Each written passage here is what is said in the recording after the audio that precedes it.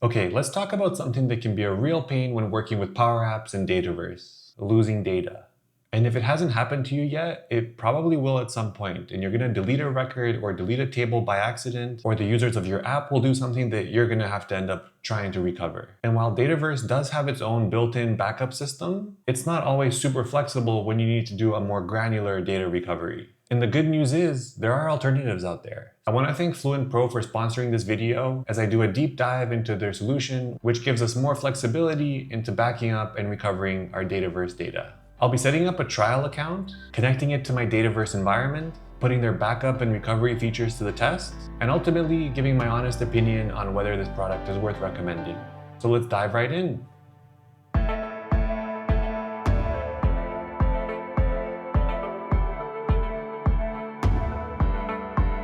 So the FluentPro backup solution is really aimed at teams and organizations that use Power Apps and Dataverse to store a lot of their critical business data. And if something were to happen to that data, like accidental deletions or it just goes missing, it can cause a lot of problems. And so you want an easy way to be able to recover that data. Now, Microsoft does back up your environments usually once a day, but when you actually need to recover something, you're looking at recovering the whole environment, not just a specific table or a specific record. So here's the comparison between the standard Dataverse backup with Microsoft and the FluentPro backup.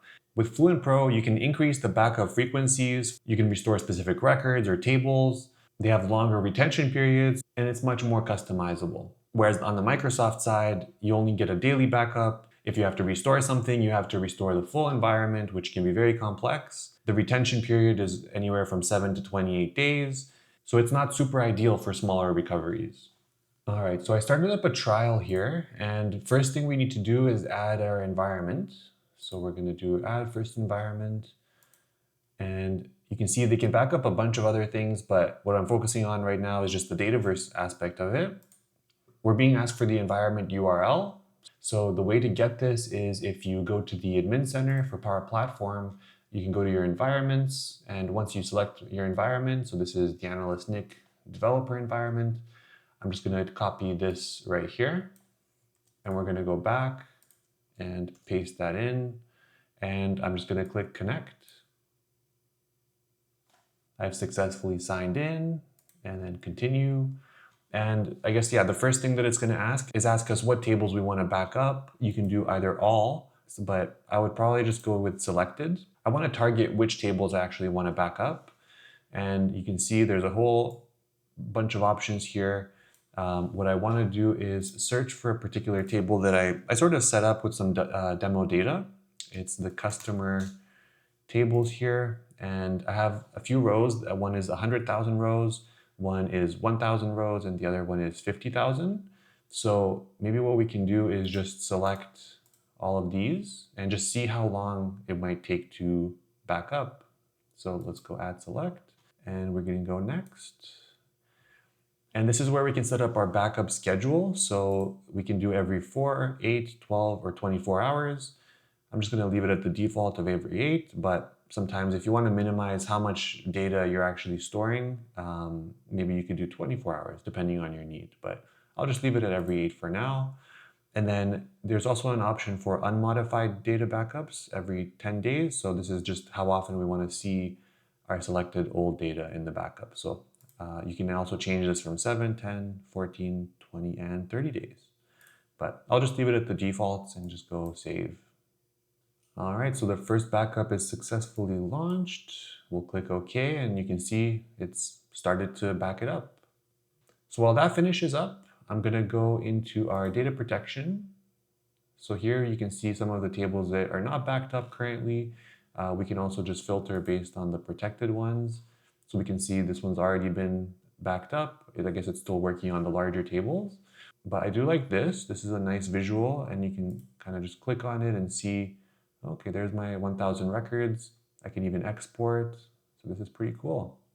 We have our backup schedule. So this is again where we can edit some of the tables that we have backed up, and we can even add an email for when a backup is completed.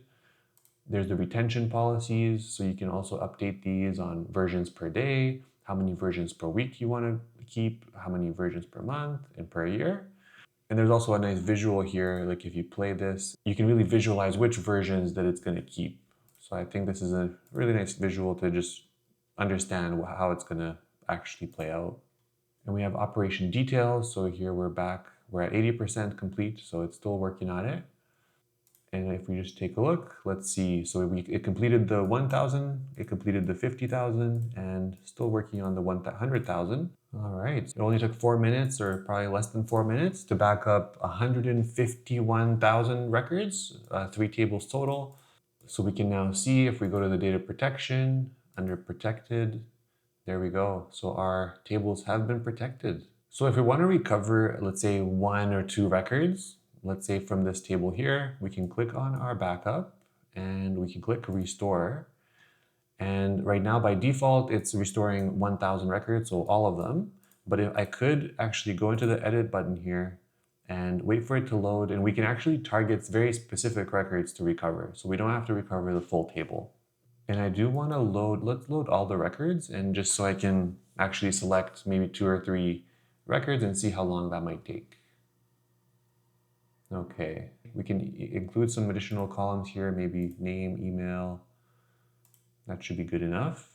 And let's say this one, Michael Foster and Austin King, and Regina Hall. Let's say we want to recover those only. We can just do add selected, and now we're only going to be recovering 3 records. Let's hit the restore now, and let's see how long this might take. So that was pretty quick, less than a minute, and 3 of 3 records have been restored. Easy as that. And you can see the operation details. You can see every single thing that's happening throughout your processes. And we can again see all the records here that have been restored. So far, very impressed with just how easy this is to use. I do want to do some additional testing though to see how it'll handle some larger sets of data. So if we go to our backup here, and let's do a restore, and let's only do on the full table of the 1,000 records. So I'm just going to use the 1,000, and let's do the restore now and see how long that might take. So it looks like my 1,000 records have been successfully restored in 8 minutes. And that's pretty fast. I did do a test to recover the 100,000 row table, and it did take longer. So while the 1,000 rows completed in 8 minutes, on the 100,000 row table, the math works out to around 30 minutes per 1,000 records. So while it is fast for the smaller restores, you do have to plan ahead for the bigger restores. So here are the things that I really like about FluentPro. By far, my favorite feature is how easy they make it to recover specific records or specific tables in your environments without rolling back everything. Their visual backup history, so just the way they've displayed things, makes it very easy to understand. That's a big plus. The automated backups and the increased frequency at which you can back up records, and also just the ability to view the data in Excel makes it super simple. So you don't have to be this crazy, super smart admin person to manage it. It's very intuitive. So when we look at the pricing, they start at $240 a month, and it is per Dataverse environment. So the starter option is 15 gigabytes. So depending on how much data you're looking to back up, you might have to go to the Plus version at $600 a month. They do also offer a free trial of the 100 gigabyte plan, which is a good way for you to test it out and see if it fits your environment and your needs based on your workflows. So after spending some time using the FluentPro backup for Dataverse, here's my final take. It definitely steps in to address a real need for more frequent and granular backup and restore options. And if you've ever faced the frustration of data loss, this tool offers a more targeted and user-friendly approach to getting your data back. The ability to restore specific records or tables without having to do a full environment rollback is a significant advantage, and the more frequent backup schedules and retention policies can help minimize the potential data loss window. And ultimately, if the data that you hold in Dataverse is critical to your business operations, and you value the ability to quickly and easily recover specific data, then FluentPro Backup for Dataverse is definitely worth considering. It'll provide you with a level of control that the default options don't, and for many organizations, this peace of mind will be a valuable investment. And I'm curious to know if you have any fun data recovery stories to share in the comments. And for those of you who have tried FluentPro Backup, curious to know your experience as well. But that's it for this review. Thanks for watching, and I'll see you in the next one.